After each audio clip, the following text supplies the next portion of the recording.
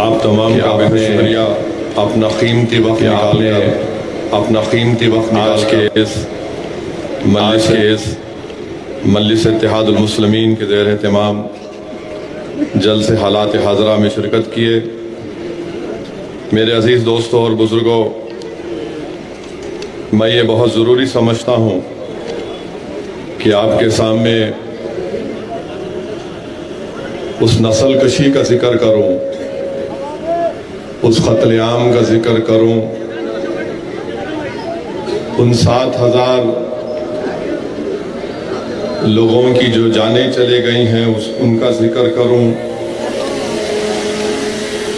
जिसमें 2000 से ज़ायद मासूम बच्चों की मौत हुई है, जिसमें 1500 से ज़ायद ख़वातीन को मार दिया गया, जिसमें 16,000 से ज़ायद लोग ज़ख्मी हैं।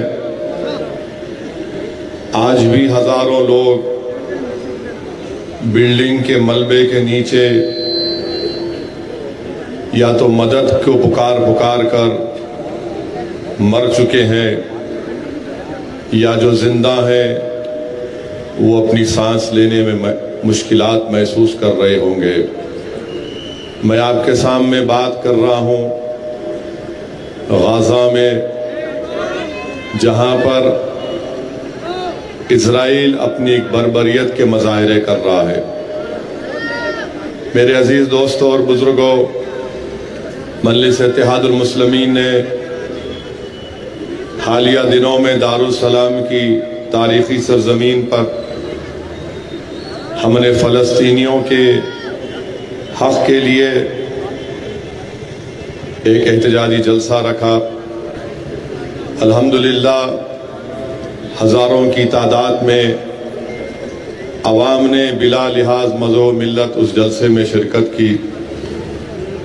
मैं आज आपके सामने ज़रूरी समझता हूँ कि फ़लस्तीन की अवाम का जिक्र हम करें, और मुझे यकीन है और आपको भी मालूम है कि फ़लस्तीन की अहमियत हमारी नज़रों में, हमारी सोच और फ़िक्र में क्या है। आप और हम जानते हैं कि बैतुल मुक़द्दस और मस्जिद अक़सा की क्या अहमियत है, और आप और हम सुनते हैं अपनी कानों से कि ज़हीराबाद की सरज़मीन हो या हैदराबाद की सरज़मीन हो या भारत की सरज़मीन हो, आज हर एक की ज़बान से यही दुआ निकल रही है कि अल्लाह इन मज़लूमों की मदद फरमा दे। हर एक की ज़बान से ये दुआ निकल रही है कि परवरदिगार, इन निहत्ते लोगों को तो अपने फजल और करम से बचा ले। हर फर्द की ज़बान से ये अल्फाज निकल रहे हैं कि रब्बे करीम तू जब्बार है, तुझे तेरी जब्बारियत का वास्ता कि जो आज जिनके साथ कोई ठहरने को तैयार नहीं है, अल्लाह इनको बचा ले। मेरे अजीज दोस्तों और बुजुर्गों, जो बर्बरियत फ़लस्तीनियों पर की जा रही है उसको बयान करने के लिए मैं अपनी ज़बान से अल्फाज अदा करने के लिए मुश्किल महसूस कर रहा हूँ। आप अंदाज़ा लगाइए कि हम देखते हैं वीडियोस में कि एक 6 साल की बच्ची, उसके सामने उसकी माँ बाप, उसकी दादी मर जाती है, ये बच्ची बच जाती है तो उस बिल्डिंग के मलबे से एक 6-7 साल की बच्ची उठकर मम्मा मम्मा कहकर पुकारती है। एक बिल्डिंग इजराइल की एयरफोर्स ने बम गिराया, एक बाप देखता है कि मेरे फ्लैट का मलबा है, दौड़ता है, अपनी बीवी की लाश को पाता है, अपनी औलाद की लाशों को पाता है तो देखता है कि मेरी बेटी जिंदा है, उसको उठाकर भागता है। एक डॉक्टर है जो बगैर इलेक्ट्रिसिटी के बगैर कोई चीज के ऑपरेशन कर रहा है। लोग उससे कहते हैं कि डॉक्टर साहब जरा इधर आओ, अभी एक बिल्डिंग गिरी, 10 लाशें आई हैं। वो डॉक्टर दौड़ कर क्या देखता है कि उन 10 लाशों में उसकी माँ, बाप, बीवी और औलाद की लाशें हैं। एक सहाफी है जो अल जजीरा के लिए रिपोर्टिंग कर रहा है और रिपोर्टिंग करके दौड़ता है किसी मुकाम पर कि उस जगह पर इजराइल ने बम गिराए हैं। जब पहुंचता तो देखता कि अल्लाह, ये तो मेरी बिल्डिंग है। मालूम हुआ कि उसके 2 बेटे और बीवी मर चुके हैं। मेरे अजीज दोस्तों और बुजुर्गों, अगर आज आपकी आंख से आंसू नहीं निकलेंगे, अगर आप अपने दिल में उन लोगों की तकलीफ को महसूस नहीं करेंगे और दुनिया अगर ये सब मज़ाहिरे देखकर भी इनके दिलों में तकलीफ नहीं हो रही है, तो मैं तो कहूँगा कि तुम्हारा दिल मुर्दार हो चुका है। तुम इंसान कहलाने के लायक नहीं हो। कि मेरे अजीज दोस्तों और बुजुर्गों, 7,000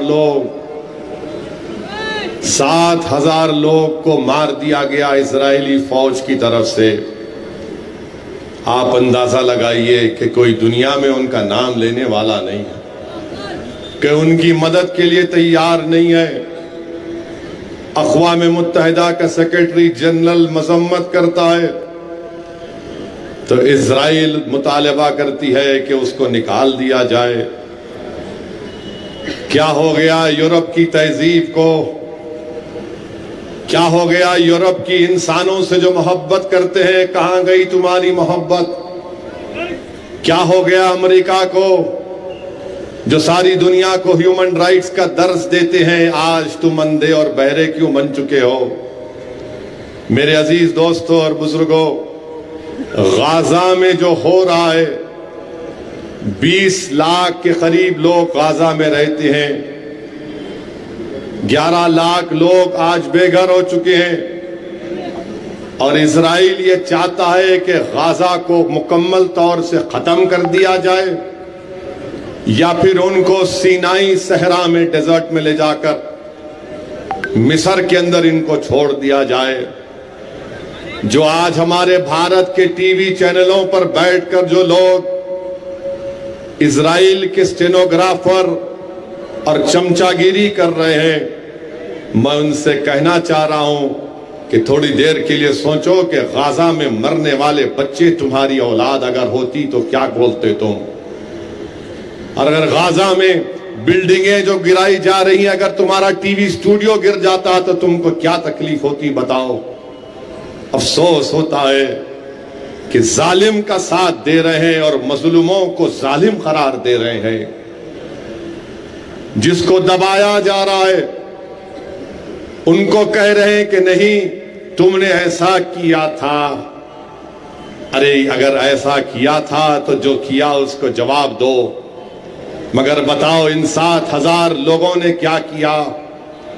इन 1500 खवातीन ने क्या किया?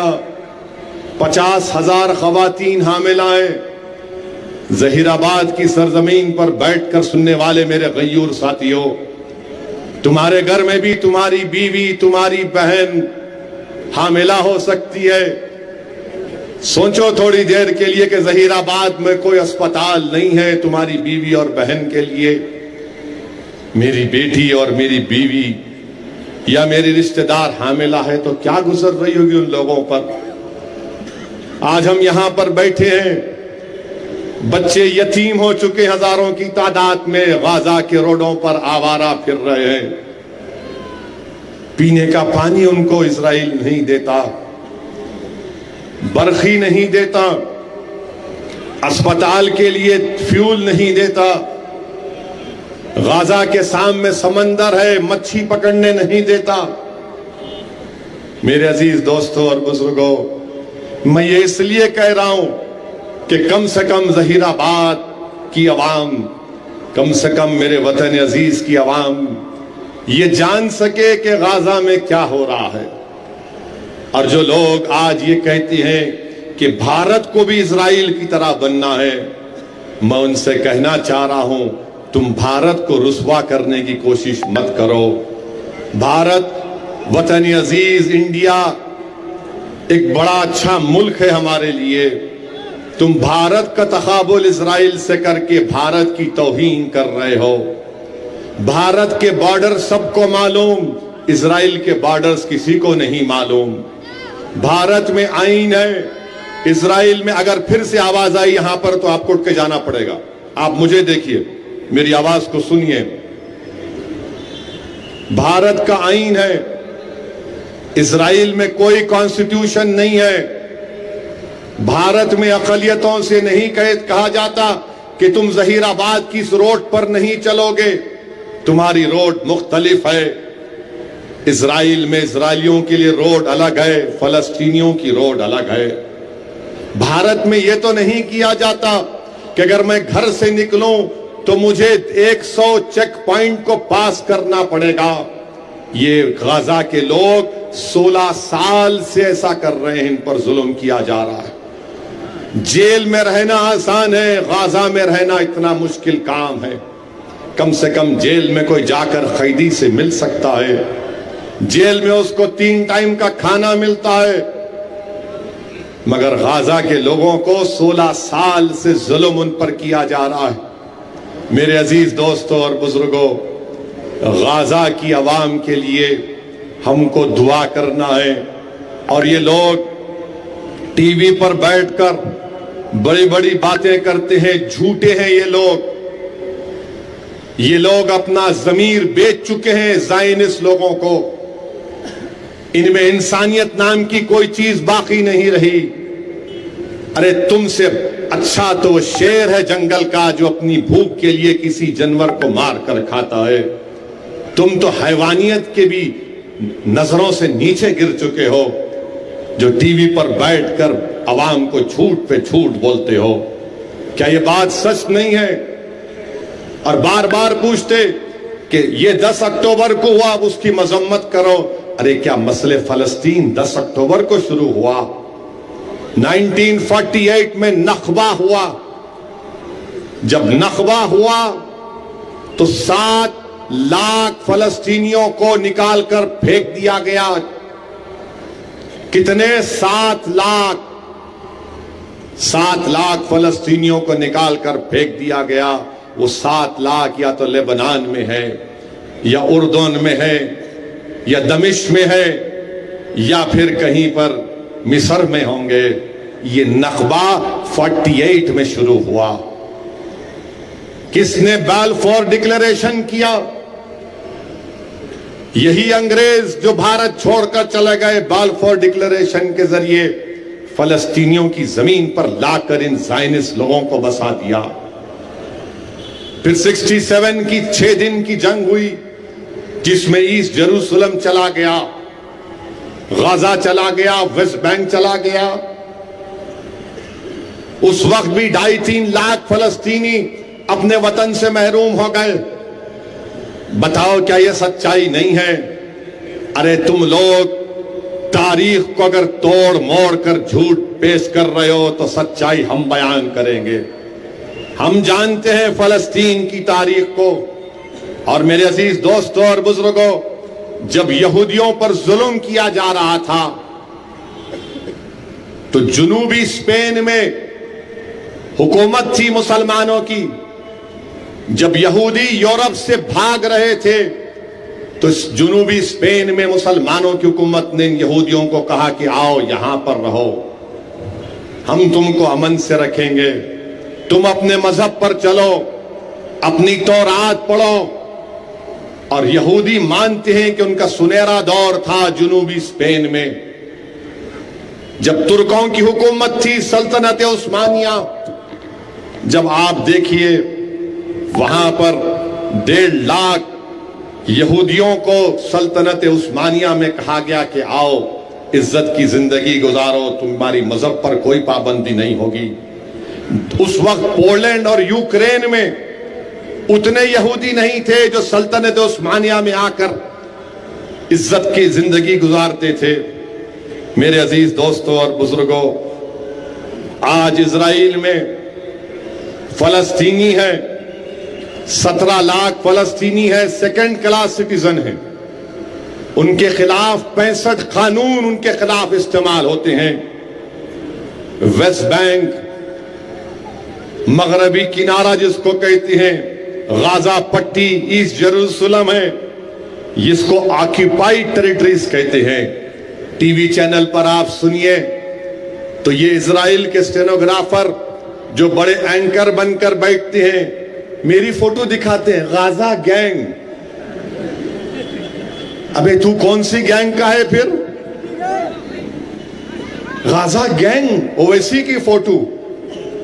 ये तारीख जो बयान कर रहा हूं, मुझे यकीन है कि ये ज़ायनिस्ट के एजेंट हैं, इनको आज रात भर तक नींद नहीं आएगी।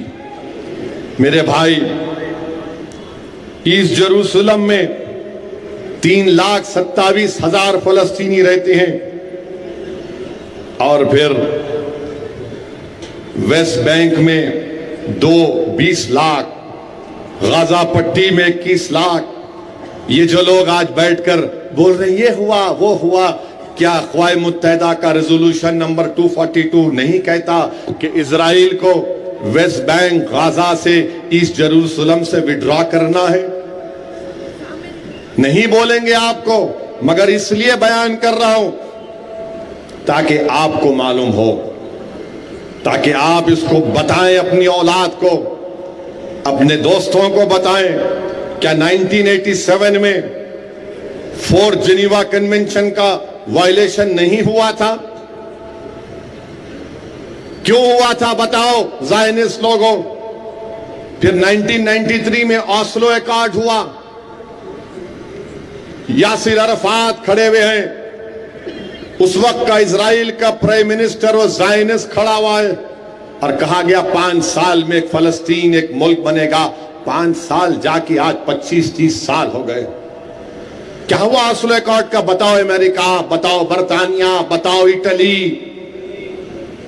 बताओ G7, उस ऑस्लो एकॉर्ड का क्या हुआ? 2002 में दीवार उठा दी गई। अगर मिसाल के तौर पर जहीराबाद में एक दीवार उठा दी जाएगी कि जहां पर असदुद्दीन ओवैसी का घर है, जहां पर कौसर मोहिउद्दीन या गौरी साहब का घर है, या जहां पर अथर का घर है, हम उन घरों के सामने से 40 फीट की ऊंची दीवार उठा देंगे और आपसे कहेंगे कि दीवार के उस तरफ रहो। ये दीवार उठा दी गई। इंटरनेशनल कोर्ट ऑफ जस्टिस में मुकदमा गया। इंटरनेशनल कोर्ट ऑफ जस्टिस ने कहा दीवार को तोड़ना चाहिए, दीवार के खिलाफ फैसला दिया। कोई नहीं बोलता। फिर आप देख लीजिए 2006 में इलेक्शन हुआ। इजराइल ने 26 फलस्तीनी एमपी को किडनैप करके लेके चले गए। 2008 में ऑपरेशन कास लीड हुआ, 3 हफ्ते बमबारी हुई, 1400 फलस्तीनी मारे गए, 300 बच्चे उसमें थे। कहां से कह रहा हूं? Goldstone report. 2010 में एक कश्ती गई थी, मरिया मरममा कुछ नाम था। उस कश्ती में जो लोग रिलीफ लेकर जा रहे थे, इजराइल की फौज ने उनको मार दिया। 2012 में operation pillar of defence Israel ने किया, गाजा पर बमबारी की, 150 लोगों की मौत हुई। 2014 में 51 दिन तक हमला किया इजराइल ने गाजा में। ऑपरेशन प्रोटेक्टिव एज के नाम पर 2000 फलस्तीनी मारे गए। 2018 में ये ट्रंप ने जेरूसलम को कह दिया कि मैं अमेरिकन एम्बेसी वहां पर बनाऊंगा। तो उससे हुआ क्या कि वो ऑक्यूपाइड टेरिटरी थी, उसको खत्म कर दिया कानून को, उनके एक तरफा ऐलान करके। अमेरिका वो इस फलस्तीनी रेफ्यूजी को पैसे देता था, जिनको नखबा जिसको कहते हैं निकालने को 1948 में, ट्रंप ने उसको खत्म कर दिया। आज इजराइल के जेलों में 6000 फलस्तीनी जेल में है, कोई मुकदमा नहीं। हर साल इजराइल 500 से 600 मासूम बच्चों को जेल में डालता है, मिलिट्री कोर्ट में बच्चों का मुकदमा चलाता है। बताइए आप कौन सा काम इजराइल कर रहा है? मेरे अजीज दोस्तों और बुजुर्गों, आपको बताने का मकसद यही है कि इजराइल एक अपार्थाइड स्टेट है। इजराइल एक ऐसा मुल्क है जिसमें फलस्तीनियों को जानवरों से बदतरीन सलूक उनसे किया जाता है। ये मैं नहीं कह रहा हूं, इजराइल की ह्यूमन राइट्स कमेटी है जिसका नाम बेटसलम है, वो कहता है इजराइल के बारे में। ये ज़ायनिस्ट लोग हैं, ये तोरा को नहीं मानने वाले हैं, ये ज़ायनिस्ट हैं। आज यही लोग मासूम फलस्तीनियों को उनकी खून की होली खेली जा रही है। मेरे अजीज दोस्तों और बुजुर्गों, आप अंदाजा नहीं लगा सकते कि वहां पर क्या हाल होगा आज। आप सोचो, 12 दिन से आइसिस के ऊपर 2 साल 2.5 साल आइसिस से जंग लड़ी गई। उतने बम जो 1.5-2 साल में गिराए गए थे, जो अफगानिस्तान पर उस वक्त नेटो बम गिराता था, इन 12 दिनों में 2 साल के बम सिर्फ 12 दिनों में गिराए गए गाजा के ऊपर। आप सोचो, तसव्वुर भी नहीं कर सकते आप कि अगर यहां पर सिर्फ पटाखे फोड़ दिए जाएं और आपसे कहा जाए कि कोई नहीं उठेगा, 10 मिनट तक पटाखे फोड़े जाएंगे, मुझे यकीन है कि 10-15 लोग बेहोश हो जाएंगे उन आवाजों को सुनकर। मेरे भाई, 75 साल से ये फलस्तीनी अपनी जानों के नजराने पेश कर रहे हैं। 75 साल से उस सरजमीन को अपने खून से लाल कर रहे हैं। मैंने एक वीडियो देखा कि एक मासूम बच्चा खड़ा हुआ है, 22-24 साल का। टीवी का एंकर उससे पूछ रहा है, आप कैसे हैं? बोला कि देखो, ये मेरी पूरी बिल्डिंग सब बर्बाद हो गई। टीवी के एंकर रिपोर्टर ने पूछा कि आप कैसा इस नुकसान को बर्दाश्त कर रहे हैं? उसने कहा अल्हम्दुलिल्लाह। उसने कहा अल्हम्दुलिल्लाह। टीवी वाले ने पूछा कि तुमने क्या खोया? उसने कहा माँ बाप को खोया, अपनी बहन भाई को खोया, अपने बहन भाई के औलाद को खोया, और कहा कि हस्बुनल्लाहु निअमल वकील, हस्बुनल्लाहु निअमल वकील। और उसने कहा कि चलो, मुझे कम से कम मेरी घर की बिल्ली तो बच गई, अल्लाह काफी है हमारे लिए। मेरे भाई, ये किस लिए कर रहे हैं लोग? मेरे अजीज दोस्तों और बुजुर्गों, मेरे गयूर नौजवानों, अपनी जिंदगियों को, अपनी जिंदगियों के मकसद को समझो नौजवानों। ये मस्जिद अक्सा और बैतुल मुक़द्दस की लड़ाई है। ये सिर्फ मुसलमानों की लड़ाई नहीं है, ये इंसानियत को बचाने की लड़ाई है। 75 साल से इन पर जुल्म किया जा रहा है ज़ायनिस्ट ताकतों की तरफ से। और हद तो ये हो गई कि अमेरिका का सदर ये कहता है कि 7,000 लोग जो मारे गए, मैं इसको नहीं मानता। तो गाजा के लोगों ने कहा, अमेरिका के सदर, ये है 6,000 मरने वालों की नाम की लिस्ट। आप बताइए मेरे अजीज दोस्तों और बुजुर्गों, मैं कभी भी तशद्दुद का कायल नहीं रहा, ना कभी रहूंगा। मैंने हमेशा वायलेंस को कंडेम किया और जिंदगी जब तक बाकी रहेगी वायलेंस को कंडेम करूंगा। मगर गाजा में जो हो रहा है, आज आपको और हमको उसके खिलाफ बोलना पड़ेगा, बोलना पड़ेगा मेरे भाई। कम से कम दुआओं में रो रो कर अल्लाह के सामने सर्वसजूद होकर भीख मांगना पड़ेगा कि अल्लाह तू गफूरुर रहीम है, तू दुनिया बनाने वाला है, तू जमीन और आसमान का खालिक है। तेरी मखलूक पर, तेरे मखलूक, कमजोर मखलूक पर जालिम जुल्म कर रहे हैं, अल्लाह तू उनकी मदद फरमा। उठो, अपने हाथ उठाओ, ये तुम्हारे 2 हाथ हथियार हैं, याद रखो। अल्लाह से गिड़गिड़ा कर भीख मांगो कि अल्लाह तूने हमको सुकून से रखा जहीराबाद में,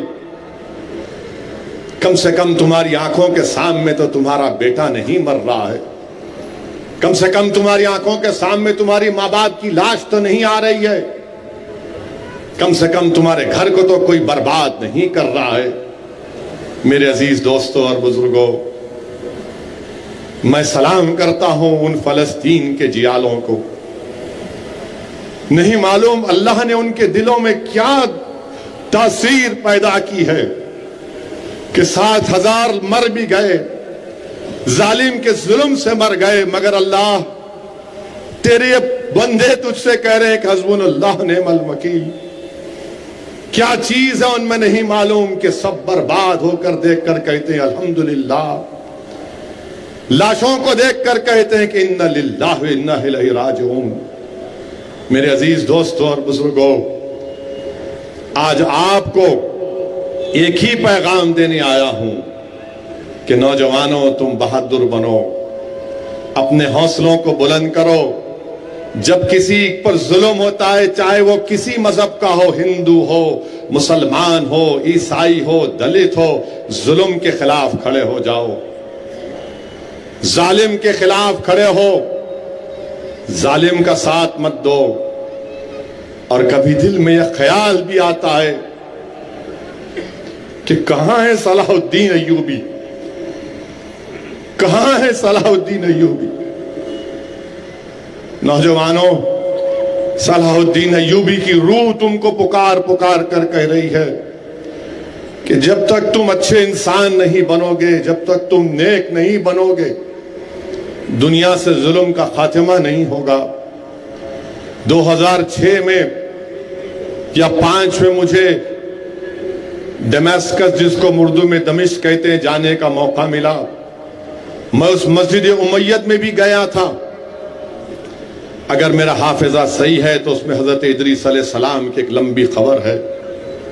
कर नमाज अदा किया और फिर उसके बाद उस मुकाम को जाकर देखा मैंने जिसमें अबू दाऊद में लिखा गया कि इस मुकाम पर हजरत ईसा आएंगे।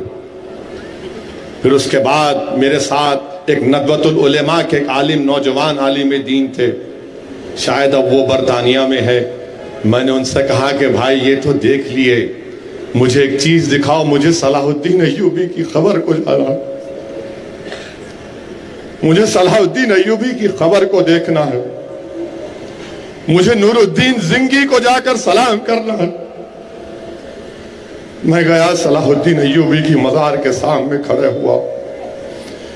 आप अंदाजा नहीं लगा सकते कि आंख से एक आंसुओं का रेला जा रहा था कि आखिर क्या था नहीं मालूम। एक जियाले की खबर को देखकर मेरे रोंगटे खड़े हो गए सलाहुद्दीन अय्यूबी को याद करके, क्योंकि मेरे बचपने में मेरे मरहूम वालिद मुझे सलाहुद्दीन अय्यूबी के बारे में सिखाते थे, बताते थे। मैं सलाम किया सलाहुद्दीन अय्यूबी को, मैं सलाम किया नूरुद्दीन ज़ंगी को। मेरी ऐसी कैफियत हो गई कि 15-20 मिनट सिर्फ खामोश खड़ा रह गया वहां पर, और मैं तसव्वुर की दुनिया में चला गया कि सलाहुद्दीन अय्यूबी ने क्या क्या कुर्बानियां दी थी। मेरे अजीज दोस्तों और बुजुर्गों, इसीलिए मैंने एक वीडियो में देखा कि एक माँ अपनी औलाद की लाशों को देखकर पुकार कर कह रही है कि अल्लाह, सलाहुद्दीन अय्यूबी आज भी जिंदा है, मेरे बेटों को मैं नजराने पेश कर रही हूँ शहादत के। मेरे अजीज दोस्तों और बुजुर्गों, हमको दुआओं के जरिए इन जालिमों के लिए, इनकी बर्बादी के लिए हमको अल्लाह से दुआ करना है, इन कमजोरों के लिए अल्लाह से दुआ करना है। और मुझे यकीन है कि आज भी अहले दिल है, मुझे यकीन है कि आज भी अल्लाह के वली इस दुनिया में है। मेरा कामिल यकीन है कि अल्लाह का कुतुब भी है, अब्दाल भी है, औताद भी है। वो जरूर दुआ कर रहे होंगे। मेरी उनसे भी दुआ है कि आप अल्लाह के चहीते बंदे हैं, इन लोगों के लिए दुआ करिए। मेरे अजीज दोस्तों और बुजुर्गों, जब हिसाब किताब का दिन होगा तो इसी जगह पर होगा, हशर का मैदान। तो कम से कम आप और हम खड़े होकर कह सकेंगे कि अल्लाह, हम तो जहीराबाद में थे, मगर हमने रो रो कर तुझसे दुआएं की, हमने मरने वालों की तकलीफ को, अपनी तकलीफ को महसूस किया। अल्लाह, हमने उन बच्चों की लाशों को देखकर, उन खवातीन की लाशों को देखकर ये समझा कि हमने भी खोया है। तो मेरे अजीज दोस्तों और बुजुर्गों, मैं ये जरूरी समझता हूं कि मैं कुछ कहूं, क्योंकि असदुद्दीन ओवैसी से भी पूछा जाएगा कि बताओ, तुमको ये सब चीज नेमतें दी गई, तुमने कम से कम अपनी जबान से कुछ बोल देते, तुम कम से कम जबान से ये जालिम इजराइल के खिलाफ बोल देते। मैं हमेशा इन जालिमों के खिलाफ बोलता रहा और बोलता रहूंगा। मुझे यकीन है कि अल्लाह सुब्हानहू तआला इन जालिमों को शिकस्त देगा। मुझे यकीन है कि अल्लाह फलस्तीनियों को कामयाब करेगा।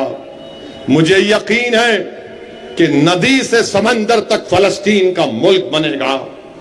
मुझे यकीन है कि जो आज गाजर मूली की तरह काटे जा रहे हैं, अल्लाह इनके सरों पर इज्जत का ताज रखेगा इंशाअल्लाह ताला। मुझे यकीन है कि अल्लाह इन मासूम बच्चों की शहादत को रायगा जाने नहीं देगा। मुझे यकीन है कि इन मरने वाले बच्चों की औलाद इंशाअल्लाह ताला फलस्तीन को आजाद करेगी। जो कौम, जिन लोगों के पास दौलत नहीं होती, ताकत नहीं होती, वो अटूट परवरदिगार पर भरोसा करते हैं। मेरे अजीज दोस्तों और बुजुर्गों, सबक लो।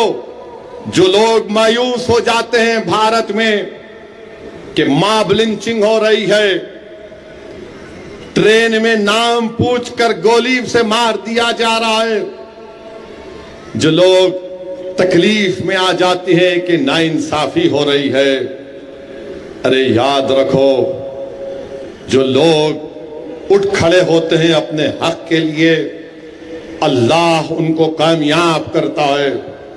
जो लोग जालिम के जुल्म से नहीं डरते और सीना तान कर खड़े हो जाते हैं, वही उनको अल्लाह इज्जतों से नवाजता है। मेरे अजीज दोस्तों और बुजुर्गों, हम तो हमारे मुल्क के वजीर आजम से भी फिर से कहेंगे कि वजीर आजम, आप G20 के अभी भी प्रेसिडेंट हैं, रुकाइए, सीज फायर करवाइए। अगर गाजा में यह आग भड़क जाएगी तो पूरा इलाके में अनसर्टेनिटी की कैफियत पैदा हो जाएगी। और जो लोग ये समझ रहे हैं कि बड़े बड़े ममालिक उनके साथ नहीं हैं, जो 75 साल से खत्म नहीं हुए, सुनो इजराइलियों, सुनो ज़ायनिस्ट के चाहने वालों, तुमने 75 साल से 1.5 लाख से ज्यादा लोगों को कत्ल कर दिया, मगर उनका जज्बा तुम खत्म नहीं कर सके। तुमने एक नहीं कई मर्तबा उनके घरों को बर्बाद कर दिया, मगर उनके हौसलों में पस्ती नहीं आई।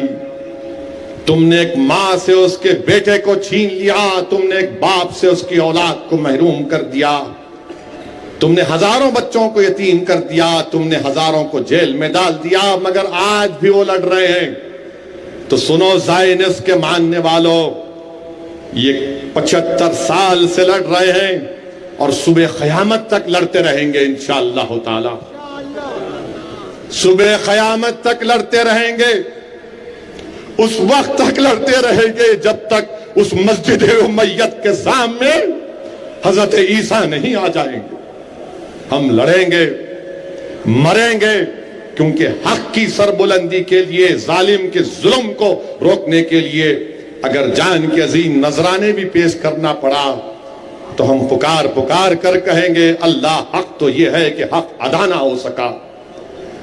दुनिया के जालिमों, तुम अगर ये समझते हो कि मॉब लिंचिंग के जरिए हमारे हौसले पस्त हो जाएंगे, दुनिया के जालिमों, दुनिया के हैवानों, तुम अगर ट्रेन के कंपार्टमेंट में नाम पूछकर अगर तुम कत्ल करते हो तो तुमने अपनी बर्बरियत को दिखाया, अपनी शैतानियत को दिखाया, मगर तुमने हमारे हौसलों को कमजोर होने से नहीं रोक सकते।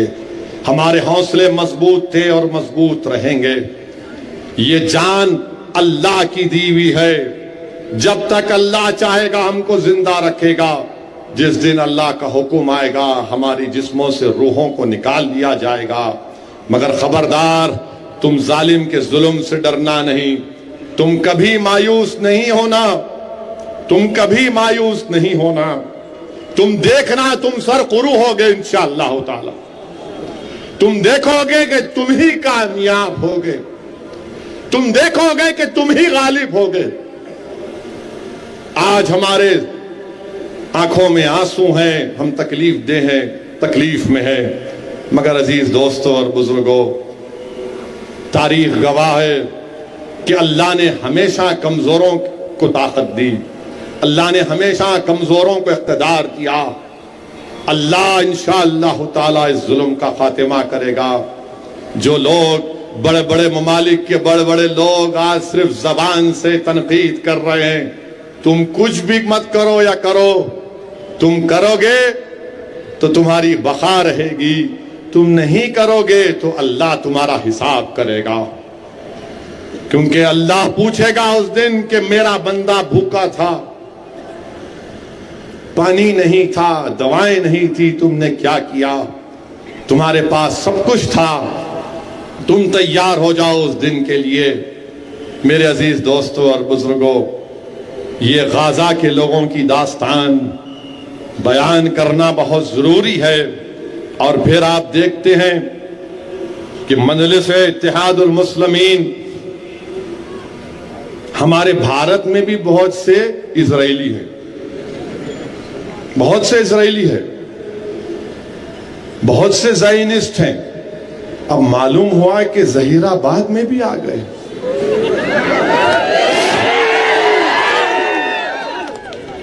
मालूम हुआ कि अब जहीराबाद में भी बेनियामिन नेतन्याहू के शागिर्द आ चुके हैं और वो आकर हमको आईना दिखाने की कोशिश कर रहे हैं। मैं उनसे पूछना चाह रहा हूं, ये CAA का कानून किसने बनाया? CAA का कानून किसने बनाया? किसने बनाया? कौन बनाया? अरे डर रहे कहीं को? कौन बनाया CAA का कानून? आप CAA कानून के खिलाफ है ही नहीं है? चिचा जरा आप भी तो बोलो।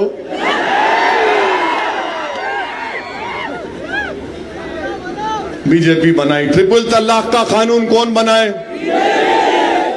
ट्रिपल तलाक का कानून कौन बनाए? UAPA का कानून कौन बनाए? ये मॉब लिंचिंग का जिम्मेदार कौन है? अब बीजेपी में कल तक अंकल थे, कल तक अंकल बीजेपी में थे, मोदी जी को अपना पप्पा बोलते थे, आज जहीराबाद में आके असद भाई, दूल्हे भाई, अरे क्या गुलाटी मास्टर है बाबा तू। अरे बीजेपी में कल तक आप थे, अमित शाह के गले मिलते थे, मोदी जी को झुक के सलाम करते थे, RSS की चड्डी या पैंट पहनकर लट फिराते थे, अब कांग्रेस का खंडवा पहनकर आ गए। मेरे को अभी यहां पर डाइस पर हमारे सैयद मकसूद साहब कहां हैं भाई? चले गए। सैयद मकसूद साहब अपनी किताब दिए तर्जुमा करके, क्या लिखे? कांग्रेस RSS की अम्मा। ये लो देख लो आप, मैं झूठ नहीं बोल रहा हूं।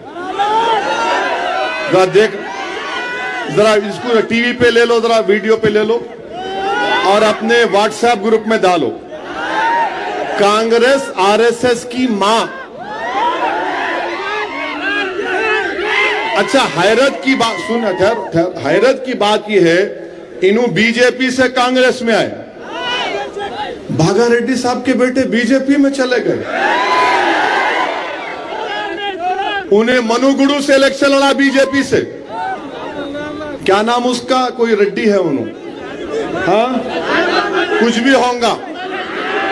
वहां से लड़ा, बीजेपी से लड़ा मुनुगुडु। मैं गलत बोल रहा हूं तो माफ कर देना, होना बोल के बोल रहा हूं। मुनुगुडु से लड़े इलेक्शन, मामू से हार गए। तो जैसा वहां हारे कांग्रेस में आ गए। ये कांग्रेस के आजकल वॉशिंग मशीन बनी हुई है। फिर बोलते शेरवानी वाले आ गए। अरे शेरवानी वाले इधर उधर नहीं जाते, एक ही रास्ते पे रहते, सिराते मुस्तकीम पे रहते। ये समझ में नहीं आ रहा मेरे को। वहां पे बीजेपी में थे, अचानक क्या, मेरे को लगता है कि अमित शाह बोले होंगे प्यारे इधर चले जा, बाजू जा। उधर से आरएसएस बोली होंगी इधर, अब इधर चले जा। और फिर आप हमारे को ही ना दिखा रहे, ओ वैसी ये माने पूरे तेलंगाना के इलेक्शन में खाली ओवैसी ओवैसी ओवैसी ओवैसी चलेगा। और उधर से मोदी अमित शाह के बोलेंगे बेटी बेटी बेटी। अरे कोई तेलंगाना में कोई मुद्दा नहीं है सिवाय बी टीम और ओवैसी के।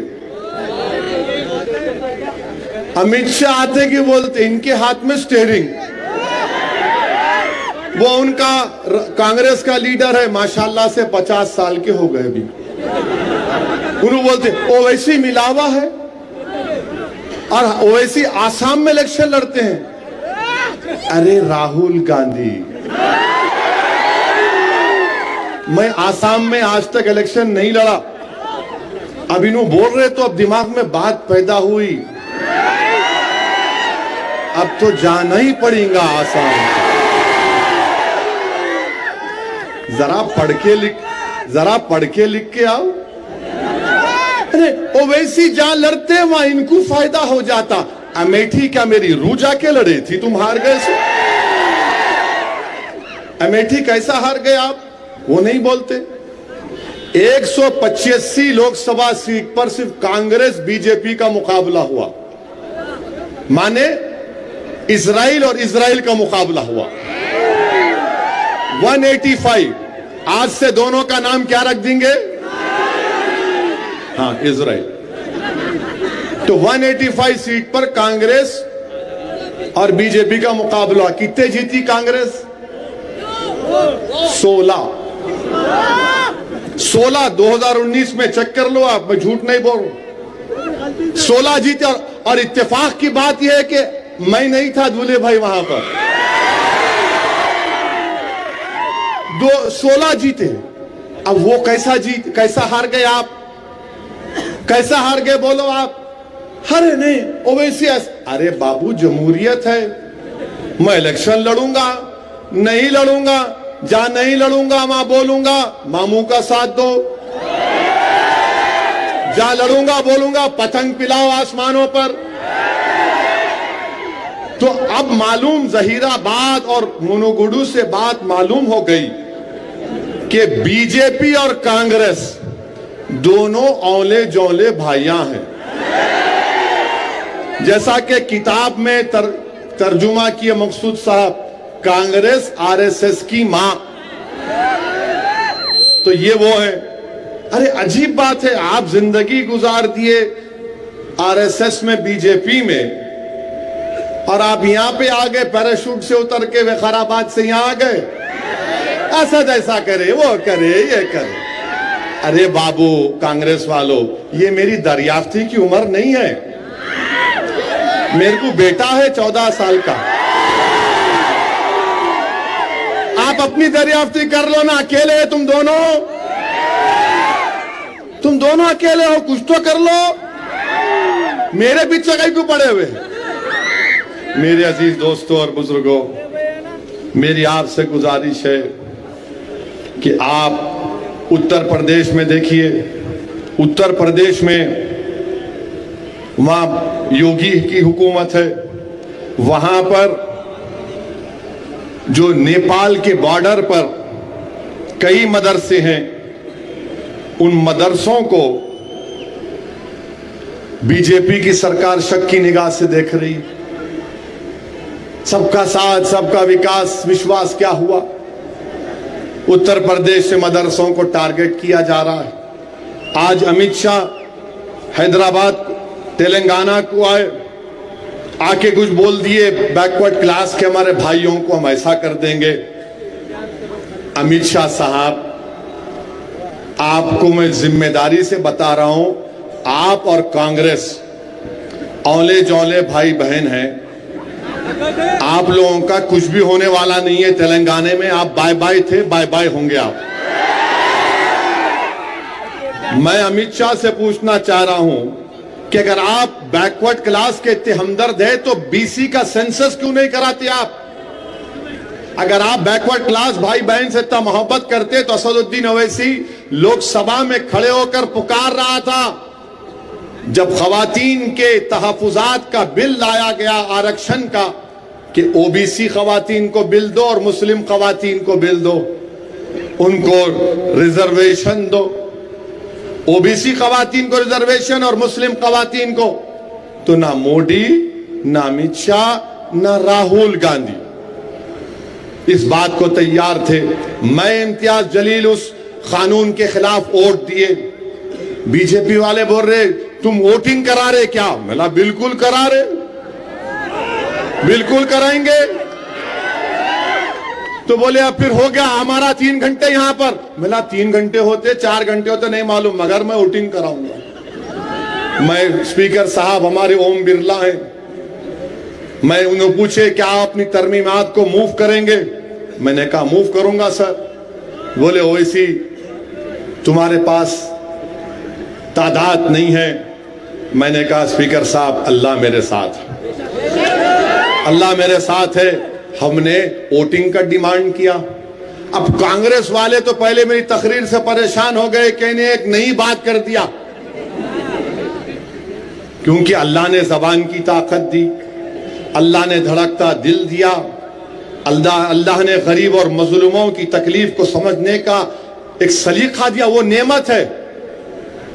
और मैं 10-12 साल की उम्र से जहीराबाद को आ रहा हूं अपने वालिद मरहूम के साथ। तो मैं जब ने कहा कि मुसलमान और ओबीसी खवातीन को मिलना चाहिए, कांग्रेस वालों का सर घूमना शुरू हो गया। उसके बाद जब हम वोटिंग कराए, मोदी जी बैठे रहे 1.5-2 घंटा पार्लियामेंट में। बीजेपी के लोग बोल रहे अरे प्रधानमंत्री बैठे हुए। मिला हो प्रधानमंत्री है, बादशाह सलामत है, बैठना है। कांग्रेस वाले बोले अरे हमारा नेता बेचारा बैठा है। मिला हम क्या बेचारे नहीं है? 3 घंटे 400 वोट खवातीन के बिल की ताईद में गिरे, जिसमें ओबीसी खवातीन को कोई हिस्सा नहीं, मुस्लिम खवातीन को कोई हिस्सा नहीं। 2 वोट ओबीसी खवातीन के हक के लिए, 2 वोट मुस्लिम खवातीन के हक के लिए पड़े। किसके थे? असदुद्दीन ओवैसी और इम्तियाज जलील के थे।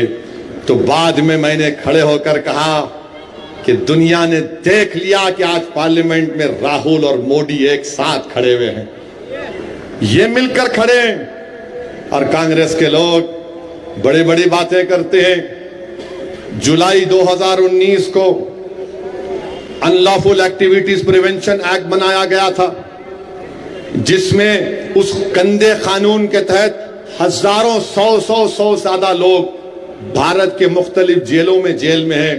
कौन उस कानून की तायीद किया? राहुल गांधी और मोदी ने।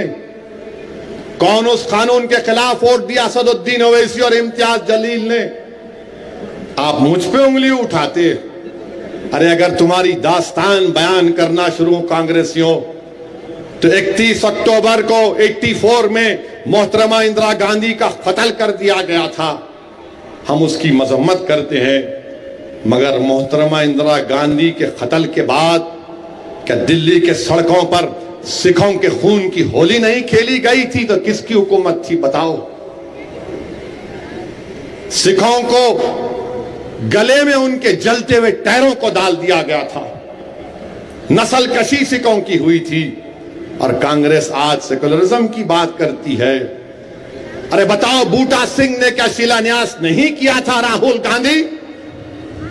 क्या तुम्हारे वालिद वजीर आजम नहीं थे? बताओ, बोलो इस बात को, बोलो, मेरी इस बात का जवाब दो। और हम मौजूदा वजीर आजम से कहना चाहेंगे कि आप भारत के 133 करोड़ जनता के प्रधानमंत्री, वजीर आजम, प्राइम मिनिस्टर हैं।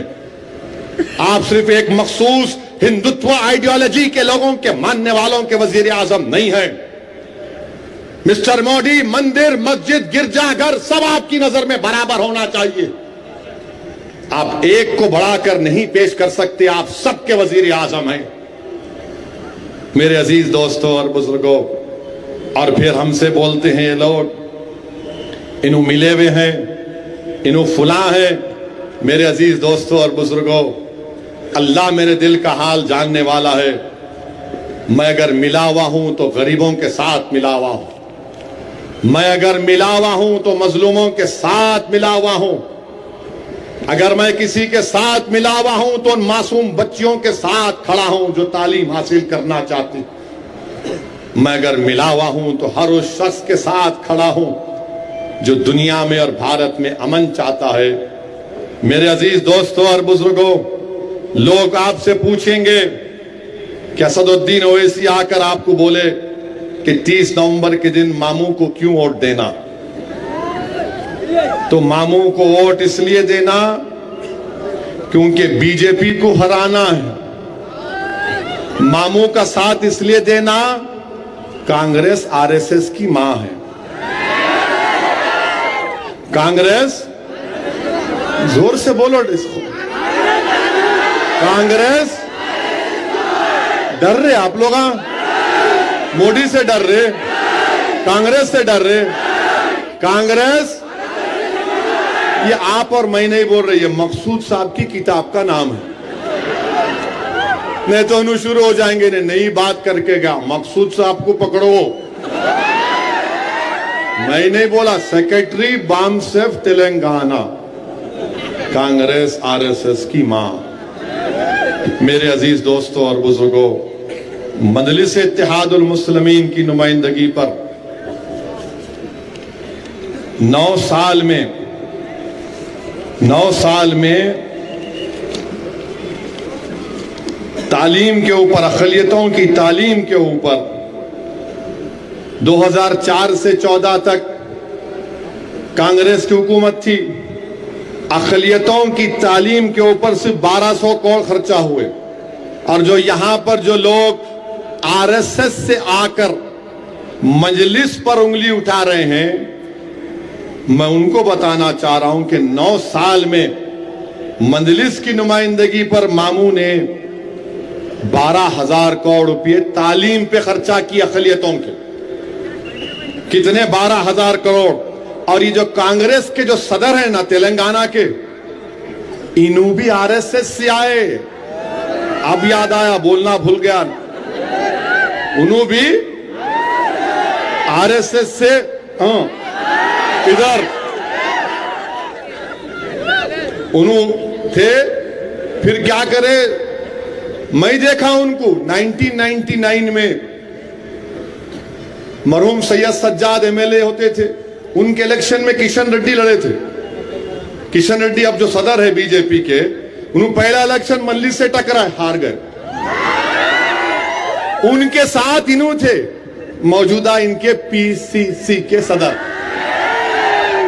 गुड्डी मलकापुर की मार्केट में देखा मैं इनको, खैरताबाद के बल्दिया के ऑफिस में देखा।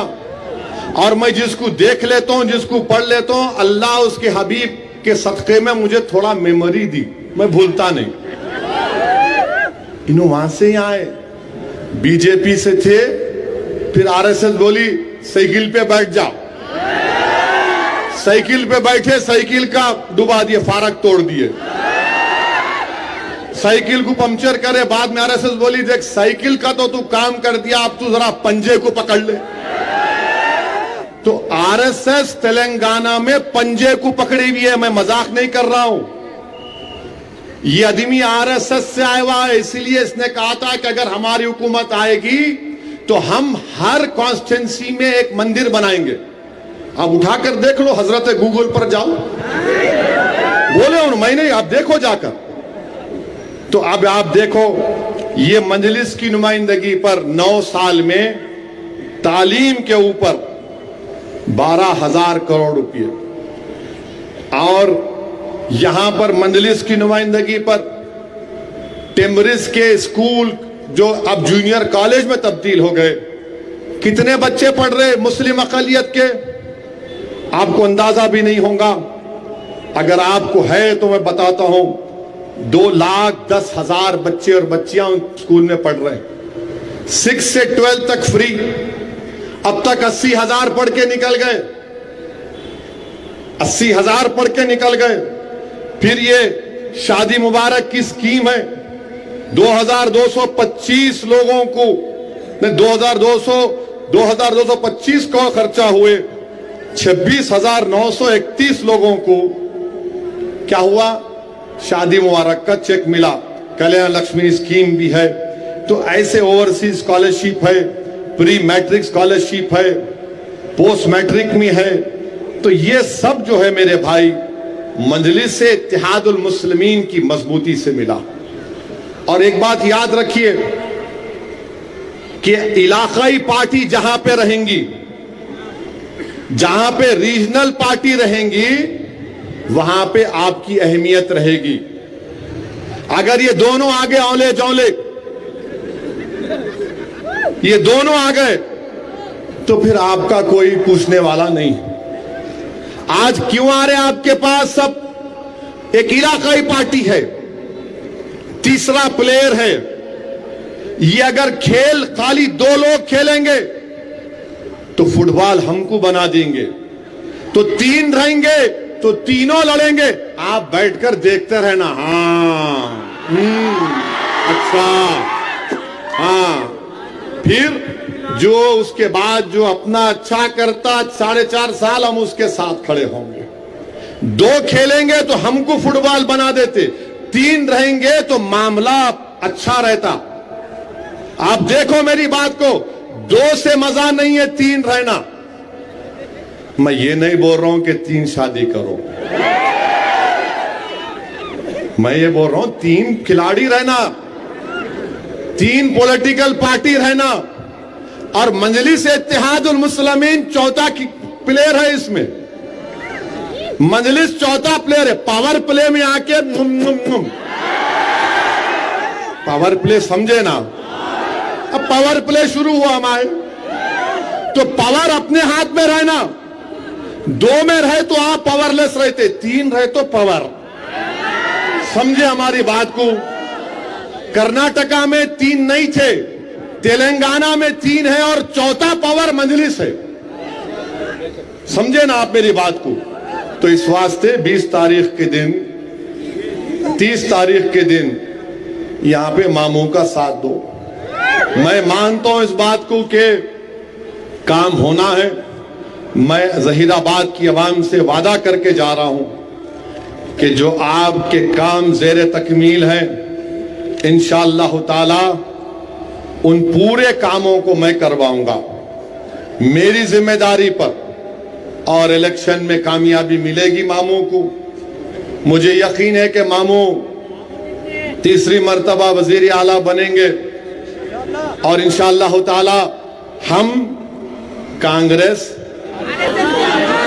ये मकसूद साहब लिखे, उन्होंने भी सोच रहे होंगे क्यों लाके दिया इसको, मैं किताब ये मैं बैठ के दुआ करके सोच रहा था अल्लाह क्या बोलूं, अचानक उन्हें लाके दिया। मेरा ओहो अल्लाह, ये तो गुलाब जामुन है ये तो। खैर मेरे अजीज दोस्तों और बुजुर्गों, यहाँ पर हमारे सदर साहब ने D.Ed उर्दू मीडियम कॉलेज के लिए कहा। मुझे यकीन है कि इंशाअल्लाह ताला वो ज़रूर बनेगा। बहुत से बल्दी मसाइल हैं, इंशाअल्लाह ताला उसको ज़रूर हल किया जाएगा।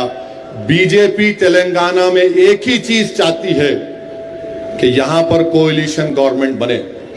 वो मत होने दो आप, वोट डालना आपका इख्तियार है, मगर कभी कोएलिशन बनने मत दो। आप मामू को ताकत के साथ कामयाब करिए।